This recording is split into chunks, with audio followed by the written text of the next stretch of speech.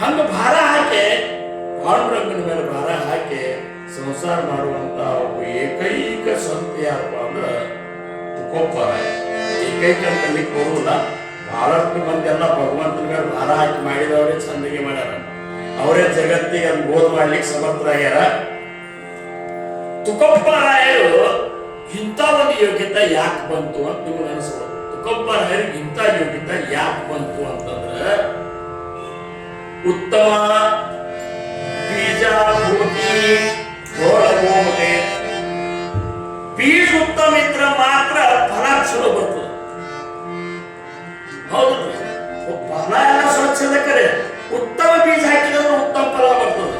ಅದೆಲ್ಲ ಬಿಟ್ಟು ಅದು ಹುಡುಕ ಬೀಜ ಹಾಕಿದ್ರೆ ಫಲ ಇರ್ತದೆ. ಹಂಗ ತುಕೋಬರಾಯರ ಮನೆತನದೊಳಗ ಸಾಧಾರಣ 700-800 ವರ್ಷದ ಹಿಂದಿನಿಂದಲೂ ಪಾಂಡುರಂಗನ ಭಕ್ತಿ ಚಾಲು ಇರ್ತಾರೆ.